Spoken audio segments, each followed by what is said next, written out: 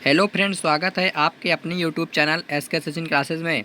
SK Sachin classes को subscribe कर लें ताकि वीडियो का नोटिफिकेशन आपको प्राप्त हो सके। आज हम गुप्त साम्राज्य के वेरी मोस्ट इंपॉर्टेंट क्वेश्चन लेकर आए हैं जो हर एक एग्ज़ाम में पूछे जाते हैं। आज का सेशन हमारा बहुत इंपॉर्टेंट है, इसलिए इस सेशन को बहुत ध्यान से देखिए और याद करिए। तो ठीक है, आज का हम सेशन स्टार्ट करते हैं। आज के सेशन का आज हमारा पहला प्रश्न है, गुप्त साम्राज्य का उदय कब हुआ? गुप्त साम्राज्य का उदय कब हुआ? तो फर्स्ट का option number C is the correct answer. Gupta साम्राज्य का उदय तृतीय शताब्दी के अंत में हुआ। Option number C is the correct answer. अब नेक्स्ट हमारा अगला नंबर क्वेश्चन है, गुप्त साम्राज्य का उदय कहाँ हुआ? तो गुप्त साम्राज्य का उदय कौशाम्बी में हुआ। Option number A is the correct answer. अब नेक्स्ट हमारा अगला नंबर क्वेश्चन है, गुप्त वंश का संस्थापक कौन था? गुप्त वंश का संस्थापक कौन था? तो 3 का option number B is the correct answer. Gupta वंश का संस्थापक श्रीगुप्त था। अब नेक्स्ट श्रीगुप्त का शासनकाल क्या था? श्रीगुप्त का शासनकाल क्या था? तो श्रीगुप्त का शासनकाल 4 का option number is the correct answer. Shrigupta का शासनकाल 240 ईसा पूर्व से 280 ईसा पूर्व। Option number is the correct answer. अब नेक्स्ट श्रीगुप्त का उत्तराधिकारी कौन हुआ? श्रीगुप्त का उत्तराधिकारी कौन हुआ? तो 5 का option number B is the correct answer. Shrigupta का उत्तराधिकारी घटोत्कच हुआ। Option number B is the correct answer. अब नेक्स्ट घटोत्कच का शासनकाल क्या था? तो 6 का option number D is the correct answer. Ghatotkacha का शासनकाल 280 ईसा पूर्व से 319 ईसा पूर्व था। Option number D is the correct answer. अब नेक्स्ट गुप्त वंश का प्रथम महान सम्राट कौन था? गुप्त वंश का प्रथम महान सम्राट कौन था? तो 7 का option number A is the correct answer. Gupta वंश का प्रथम महान सम्राट चंद्रगुप्त प्रथम था। Option number A is the correct answer. अब नेक्स्ट हमारा अगला क्वेश्चन है, चंद्रगुप्त प्रथम गुप्त वंश की राजगद्दी पर कब बैठा? चंद्रगुप्त प्रथम गुप्त वंश की राजगद्दी पर बैठा। तो 8 का option number B is the correct answer. 320 ईसा पूर्व। यहाँ पर क्या कर लेना, 320 ईसा पूर्व कर लेना। ठीक है, 320 ईसा पूर्व चंद्रगुप्त प्रथम गुप्त वंश की राजगद्दी पर 320 ईसा पूर्व में बैठा। ऑप्शन नंबर बी अर्थात यहाँ पर 20 कर लेना। ठीक है, 320 इज द करेक्ट आंसर। अब नेक्स्ट चंद्रगुप्त प्रथम का उत्तराधिकारी कौन था? चंद्रगुप्त प्रथम का उत्तराधिकारी कौन था? तो 9 का option number C is the correct answer. Chandragupta प्रथम का उत्तराधिकारी समुद्रगुप्त था। Option number C is the correct answer. अब नेक्स्ट हमारा अगला नंबर क्वेश्चन है, समुद्रगुप्त कब गुप्त वंश की राजगद्दी पर बैठा?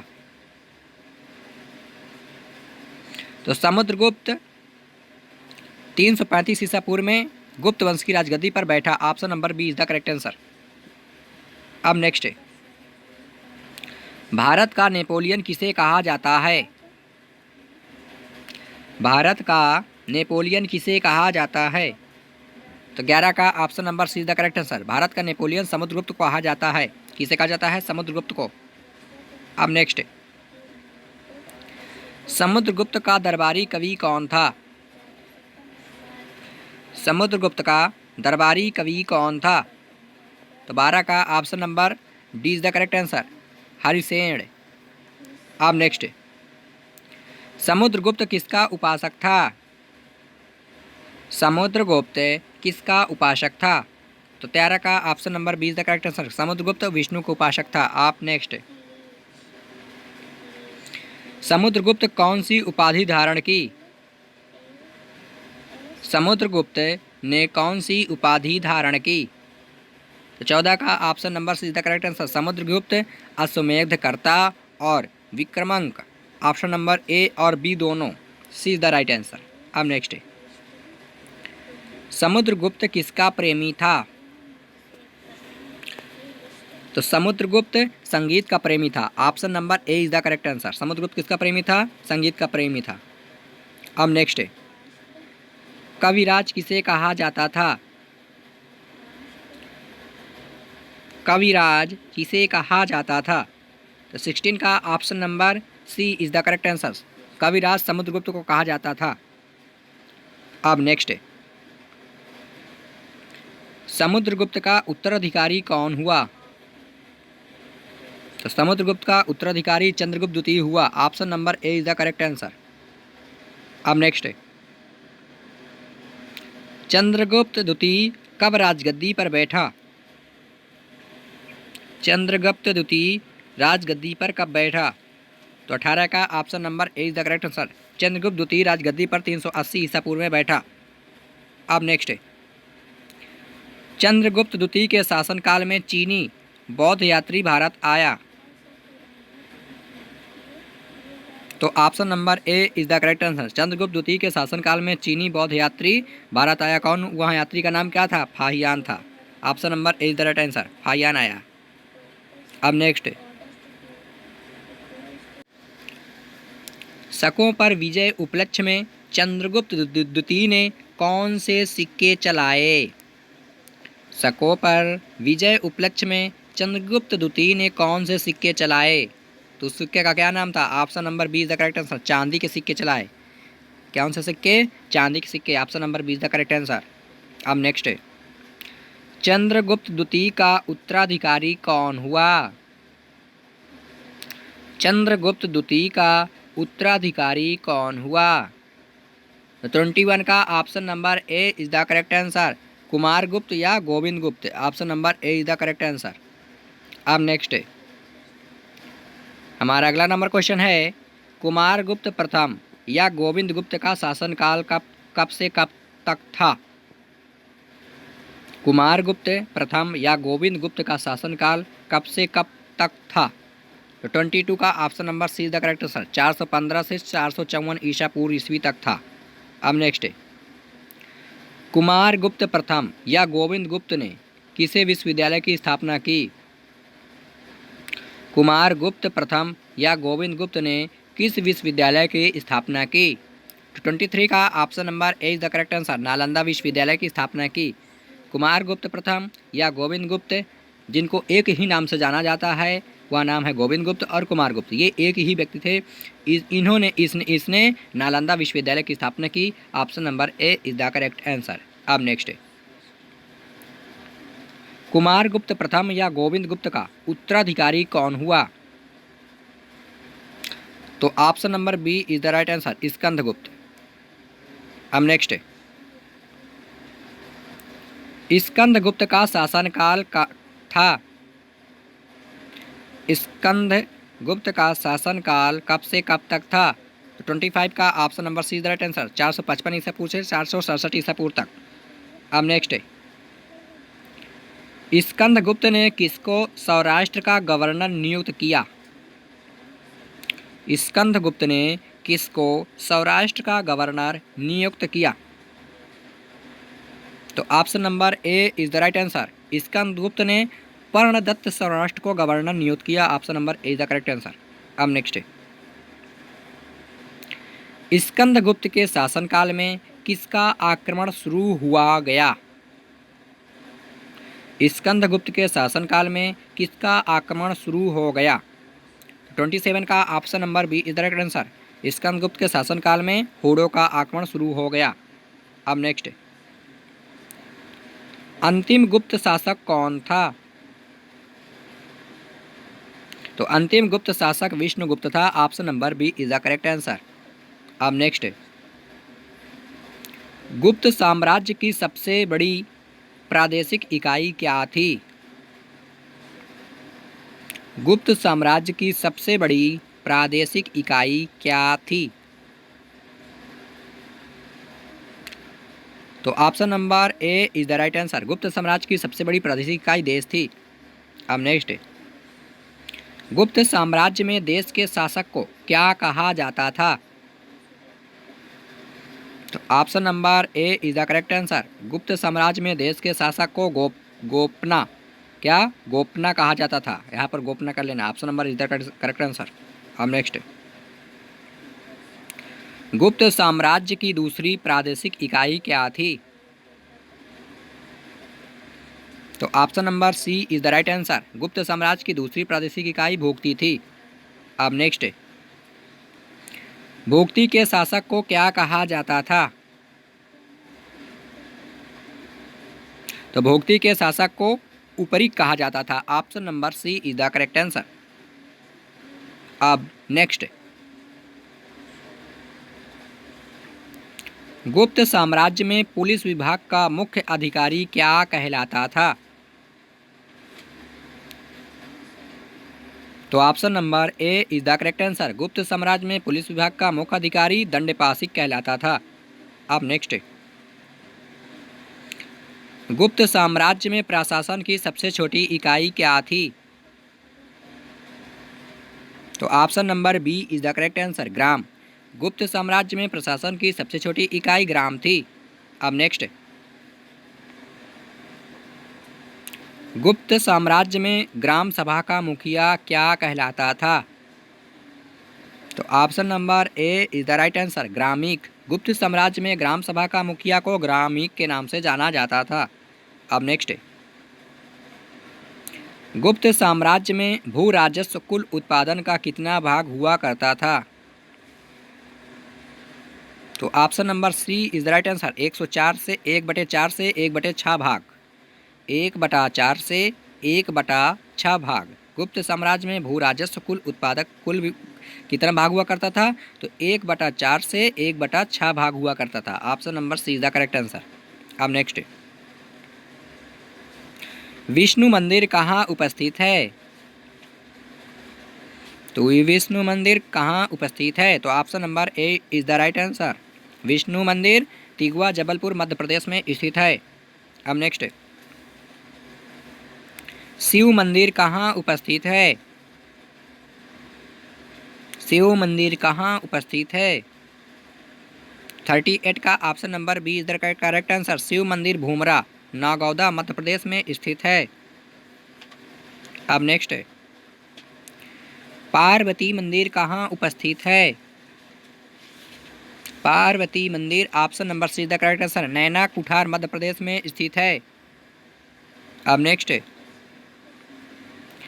दशावतार मंदिर कहाँ उपस्थित है?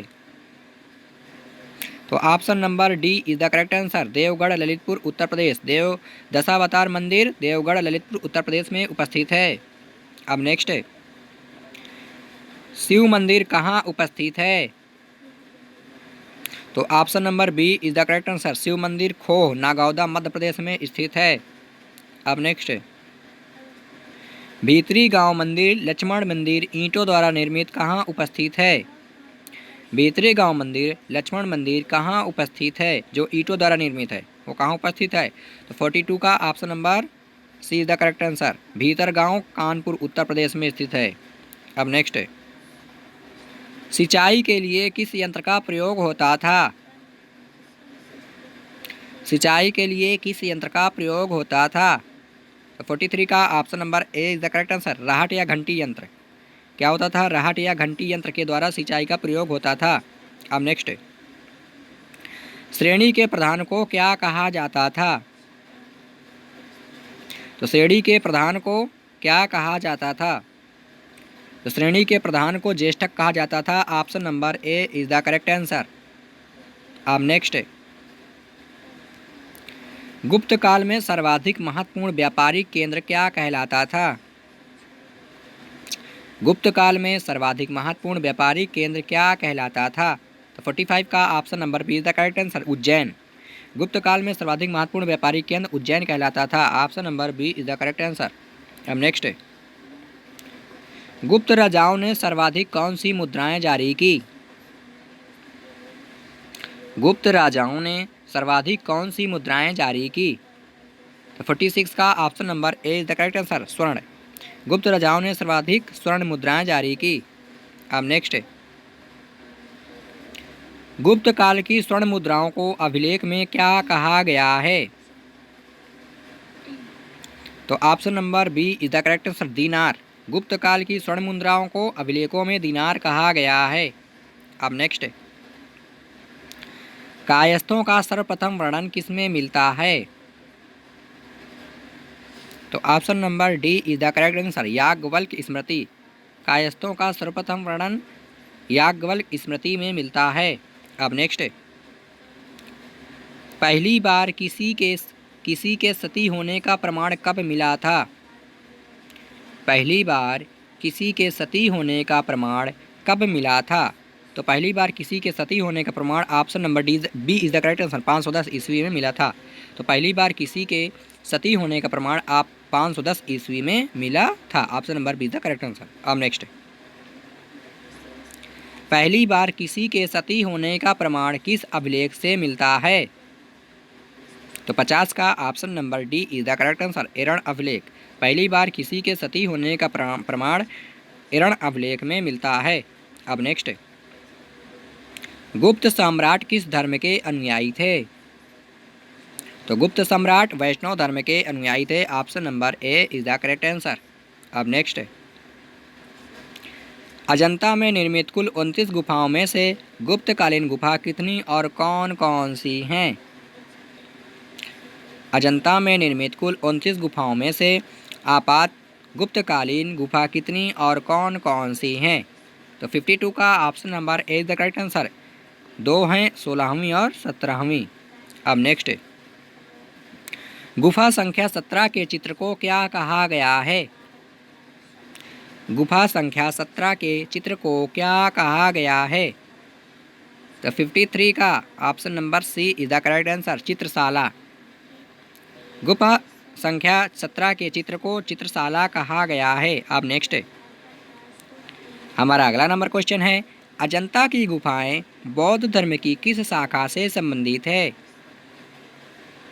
अजंता की गुफाएं बौद्ध धर्म की किस शाखा से संबंधित हैं? तो 54 का option number B is the correct answer, Mahayana शाखा। अजंता की गुफाएं बौद्ध धर्म की महायान शाखा से संबंधित हैं। अब नेक्स्ट, चंद्रगुप्त द्वितीय के शासनकाल में संस्कृत भाषा का सबसे प्रसिद्ध कवि कौन थे? चंद्रगुप्त द्वितीय के शासनकाल में संस्कृत भाषा का सबसे प्रसिद्ध कवि कौन थे? तो 55 का option number A is the correct answer, Kalidas. अब नेक्स्ट, चंद्रगुप्त द्वितीय के दरबार में रहने वाला आयुर्वेदाचार्य कौन थे? तो option number C is the correct answer, Dhanvantari. Chandragupta द्वितीय के दरबार में रहने वाला आयुर्वेदाचार्य धन्वंतरी थे। अब नेक्स्ट, गुप्त काल में विष्णु शर्मा द्वारा लिखित कौन सा ग्रंथ संसार में सर्वाधिक प्रचलित ग्रंथ माना जाता है? गुप्त काल में विष्णु शर्मा द्वारा लिखित कौन सा ग्रंथ संसार में सर्वाधिक प्रचलित ग्रंथ माना जाता है? तो 57 का option number A is the correct answer, Panchatantra. गुप्त काल में विष्णु शर्मा द्वारा लिखित पंचतंत्र ग्रंथ संसार में सर्वाधिक प्रचलित ग्रंथ माना जाता है। अब नेक्स्ट, सूर्य सिद्धांत नामक ग्रंथ किसने लिखा है? सूर्य सिद्धांत नामक ग्रंथ किसने लिखा है? तो सूर्य सिद्धांत नामक ग्रंथ यहाँ पर ऑप्शन ही नहीं दिया है। तो सूर्य सिद्धांत नामक ग्रंथ किसने लिखा है? वराहमिहिर लिखा है। किसने लिखा है? वराहमिहिर। वराहमिहिर, वराहमिहिर। सूर्य सिद्धांत नामक ग्रंथ वराहमिहिर लिखी, ठीक है, याद रखना यहाँ पर। अब नेक्स्ट, किसने सर्वप्रथम बताया कि पृथ्वी सूर्य के चारों ओर घूमती है? किसने सर्वप्रथम बताया कि पृथ्वी सूर्य के चारों ओर घूमती है? तो 59 का option number C is the correct answer, Aryabhata ने। आर्यभट्ट ने सर्वप्रथम बताया है कि पृथ्वी सूर्य के चारों ओर घूमती है। Option number see the correct answer. अब नेक्स्ट, पुराणों की वर्तमान रूप में रचना किस काल में हुई है? पुराणों की वर्तमान रूप में रचना किस काल में हुई है? तो option number A is the correct answer, गुप्त काल में। पुराणों की वर्तमान रूप में रचना गुप्त काल में हुई है। गुप्त राजाओं की शासकीय भाषा क्या थी? गुप्त राजाओं की शासकीय भाषा क्या थी? तो गुप्त राजाओं की शासकीय भाषा संस्कृत थी। Option number C is the correct answer. अब नेक्स्ट, गुप्त काल में चांदी के सिक्कों को क्या कहा जाता था? गुप्त काल में चांदी के सिक्कों को क्या कहा जाता था? तो option number A is the correct answer, रुपयका। गुप्त काल में चांदी के सिक्कों को रुपयका कहा जाता था। अब नेक्स्ट है, मंदिर बनाने की कला का जन्म किस काल से हुआ? मंदिर बनाने की कला का जन्म किस काल से हुआ? तो 63 का option number A is the correct answer. मंदिर बनाने की कला का जन्म गुप्त काल से हुआ। Option number A is the correct answer. अब नेक्स्ट है, त्रिमूर्ति की अवधारणा का विकास किस काल में हुआ? त्रिमूर्ति की अवधारणा का विकास किस काल में हुआ? तो 64 का option number A is the correct answer, गुप्त काल। त्रिमूर्ति की अवधारणा का विकास गुप्त काल में हुआ। Option number A is the correct answer. अब नेक्स्ट है, और आज का हमारा ये लास्ट क्वेश्चन है, अंतिम क्वेश्चन है, सांस्कृतिक उपलब्धियों के कारण गुप्त काल को भारतीय इतिहास का कौन सा युग माना जाता है? आज का ये हमारा लास्ट क्वेश्चन है, सांस्कृतिक उपलब्धियों के कारण गुप्त काल को भारतीय इतिहास का कौन सा युग माना जाता है? तो 65 का option number B is the correct, स्वर्ण युग। कौन सा युग माना जाता है? स्वर्ण युग। ये आज का हमारा लास्ट क्वेश्चन था। आई होप ये मेरी वीडियो आपको बहुत अच्छी से पसंद आई होगी। इसी तरह की लेटेस्ट वीडियो को अगर पाना है तो चैनल को सब्सक्राइब कर लेना है और बेल आइकन दबा देना ताकि आपको वीडियो का नोटिफिकेशन प्राप्त हो सके। तो आज का सेशन बहुत इंपॉर्टेंट था। आज का ही सेशन नहीं, डेली का सेशन इंपॉर्टेंट होता है और इम्पॉर्टेंट क्वेश्चन ही लेकर हम आते हैं जो अनेक एग्जाम में पूछे जाते हैं। अगर आपको इसी तरह की वीडियो पाना है और इसी तरह के क्वेश्चन पढ़ना है इंपॉर्टेंट क्वेश्चन को, तो चैनल को सब्सक्राइब कर लेना ताकि वीडियो का नोटिफिकेशन आपको प्राप्त हो सके और अच्छे से आप अपनी तैयारी पूरा कर सकें। ठीक है, कल एक नए सेशन के साथ फिर मिलते हैं। जय हिंद, वंदे मातरम, जय श्री कृष्ण।